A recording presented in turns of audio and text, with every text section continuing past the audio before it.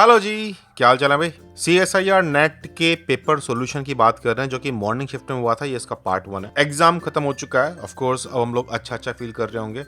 हालांकि अपने जो क्वेश्चंस के हम आंसर तलाश रहे हैं उसमें हमारे मूड्स वेरी कर सकते हैं, कुछ को लेके अच्छा तो कुछ को लेके बेकार। चलिए आई फ्लाई के सेफ तरीके से short, accurate, fast and efficient तरीके से हम कुछ टॉपिक्स को देखते हैं कि जो क्वेश्चन में आए थे। अब यहाँ क्योंकि मेमोरी बेस्ड क्वेश्चन की बात कर रहे हैं हम लोग, तो मेरे ख्याल से क्वेश्चन और उसके ऑप्शन के पीछे सिर खर्च करने से अच्छा ये है कि मैं तुम्हें इन्फॉर्मेशन दे दूं जो टॉपिक्स की बात चल रही है। जैसे कि एक क्वेश्चन आया है आपका इंट्रिंसिक पाथवे और एक्सट्रिंसिक पाथवे के ऊपर। मुझे एग्जैक्टली ये क्लियर नहीं क्वेश्चन क्या है, बट देखिए इंट्रिंसिक पाथवे जो है साइटोक्रोम C से शुरू होती है, अप 1 के साथ जुड़ी, कास्पेस 9 से शुरू हुआ, फिर 3 साथ इन्वॉल्व हुआ और फिर अपोप्टोसिस। जबकि जो एक्सट्रिंसिक पाथवे है उसमें आपके कास्पेस 8, कास्पेस 10, यहाँ बिड की स्टोरी भी आती है और फिर 3 साथ के पास कहानी पहुंच करके अपोप्टोसिस हो जाता है। आई होप कि ये क्वेश्चन जो है इसी इन्फॉर्मेशन में से होगा या इसके आसपास के इन्फॉर्मेशन से। अगर आपको कुछ और भी याद आ रहा है इस क्वेश्चन के बारे में तो आप कमेंट वाले पार्ट के अंदर लिख सकते हैं। नेक्स्ट वीडियो के अंदर हम लोग इस इन्फॉर्मेशन को इंक्लूड कर लेंगे। एक क्वेश्चन आया है माइटोकॉन्ड्रिया के इलेक्ट्रॉन ट्रांसपोर्ट चेन के ऊपर,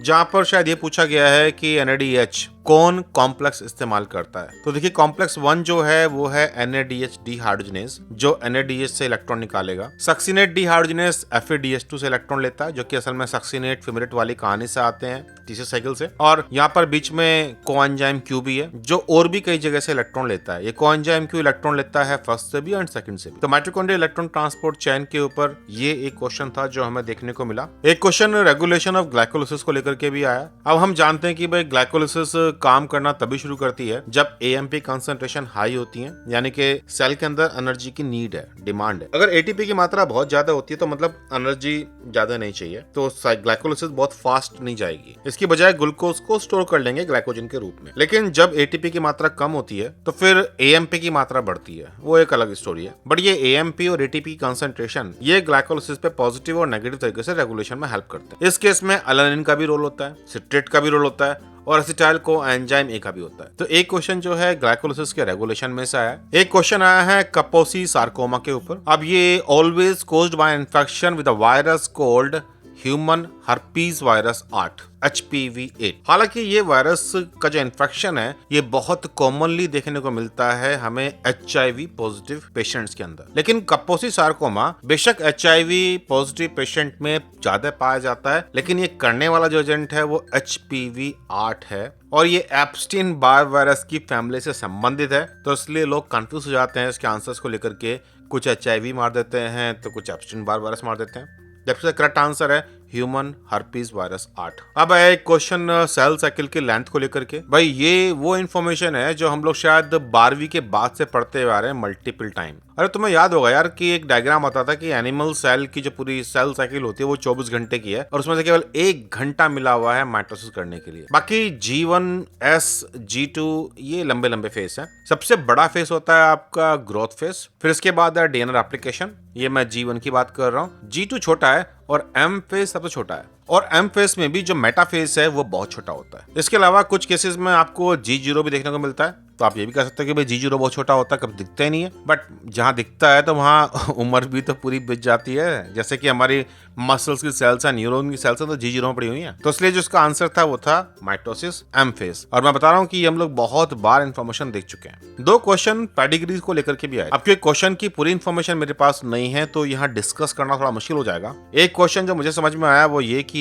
फादर और मदर दोनों के दोनों अनअफेक्टेड हैं और सभी बच्चों में डिजीज हो रखी है और उन्होंने ये बताया है कि किसी म्यूटेशन की वजह से हुई है। और शायद क्वेश्चन में पूछा गया कि म्यूटेशन कहाँ हुआ होगा। तो देखिए यहाँ लड़के और लड़कियां दोनों अफेक्टेड हैं। फादर से कैरेक्टर लड़कों के पास नहीं जाते, ये ध्यान रखिएगा। केवल Y क्रोमोसोम एसोसिएटेड कहानी होती तो केवल मेल्स अफेक्ट होते, फीमेल अफेक्ट नहीं होते। तो फादर जो दोनों को दे सकता है ऐसा कुछ है नहीं फादर के पास ऑटोजोम के अलावा। और जो माँ है, माँ के पास बेटा और बेटी दोनों को देने के लिए होता है। तो मेरे हिसाब से ज्यादा अच्छा आंसर, हालांकि अगेन वर्ड्स क्या है ये क्लियर नहीं है, लेकिन शायद वो आपसे ये एक्सपेक्ट कर रहे थे कि आप उन्हें बताओ कि एग में अगर म्यूटेशन होता है, उस साइड पे म्यूटेशन होता है तो उससे सभी बच्चे irrespective of their sex affect होने के चांसेस ज्यादा हैं एज कम्पेयर टू स्पर्म में म्यूटेशन के, क्योंकि वो मेल साइड से आ रहा है और खासतौर से वहाँ XY वाली कहानी इन्वॉल्व आती है। तो सारे ऑप्शन नहीं है इसलिए कहना मुश्किल है। और दूसरा क्वेश्चन एक ऐसा भी आया था जिसमें प्रोबेबिलिटीज चेक की गई हैं। आपको जो भी इसके बारे में इंफॉर्मेशन और है आप कमेंट वाले पार्ट के अंदर डाल दीजिए, तो नेक्स्ट वीडियो में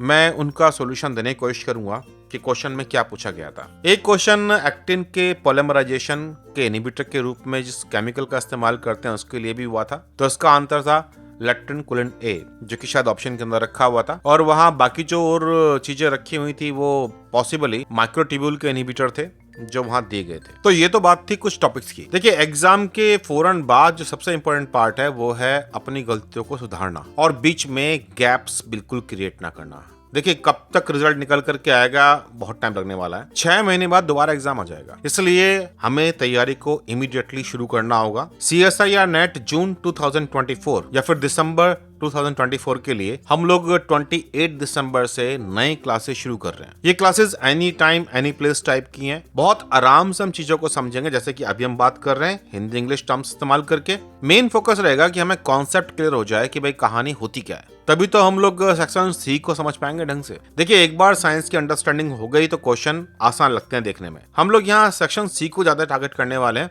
क्योंकि अल्टीमेटली सबसे ज्यादा स्कोरिंग यही है। यहाँ आपको दो तरह कोर्सेज देखने को मिलेंगे, एक जिसे हम डायमंड कहते हैं, दूसरे गोल्ड। डायमंड कोर्स के अंदर हम लोग फुल सिलेबस करने वाले हैं, लाइव क्लासेस भी होंगी। ये लाइव क्लासेस सप्ताह में 2 से 3 दिन होने वाली हैं। आमतौर पर ये क्लासेस शाम के टाइम होती हैं। इसके साथ ही रिकॉर्डेड लेक्चर्स भी होंगे। मतलब जो शेड्यूल्स की बात है तो शेड्यूल आपके पास 7 दिन के लिए मिल जाएंगे। लाइव क्लास के लिए आपको आना होगा सप्ताह में 2 से 3 दिन, वो भी शाम के टाइम। जबकि जो गोल्ड कोर्स है वहां पर हम लोग केवल रिकॉर्डेड लेक्चर ही करने वाले हैं।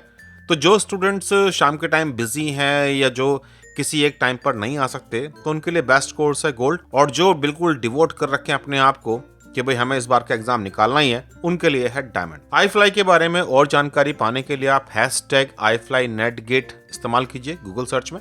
और ये भी इंपॉर्टेंट है कि 5 जनवरी तक ये जो पेड कोर्सेज हैं इनमें 20% डिस्काउंट भी अवेलेबल है। इसके साथ ही हम लोग लाइफ साइंसेज और बायोटेक्नोलॉजी के पेपर जैसे कि CSIR नेट हुआ, GATE, ICMR, DBT JRF, ARS NET, select और असिस्टेंट प्रोफेसर के एग्जाम्स, ये सब वो एग्जाम्स हैं जो MSc करने के बाद होते हैं। और MSc के दौरान वाले एग्जाम जो हम MSc एडमिशन के लिए लेते हैं, फिर वो चाहे बायोटेक का एडमिशन हो या माइक्रो, बायोकेमिस्ट्री, जेनेटिक्स, मतलब लाइफ साइंस का कोई भी सब्जेक्ट, जैसे कि गेट बी या फिर CUT PG, IIT JAM और एम्स M बायोटेक के एंट्रेंस, इन सभी एग्जाम की तैयारी भी हम लोग iFly के साथ करते हैं। iFly को ज्वाइन कैसे करना है, तो आप एक सिंपल सा व्हाट्सएप कीजिए और हम लोग आपको गाइड करेंगे कि कैसे iFly के कोर्सेज को आप ज्वाइन कर सकते हैं। iFly के बारे में और जानने के लिए वेबसाइट विजिट कर सकते हैं। सो अगर आप भी ये कोर्सेज ज्वाइन करना चाहते हैं तो मुझे व्हाट्सएप कीजिए 9013902981 और चलिए फिर मजा कीजिए। Bye bye.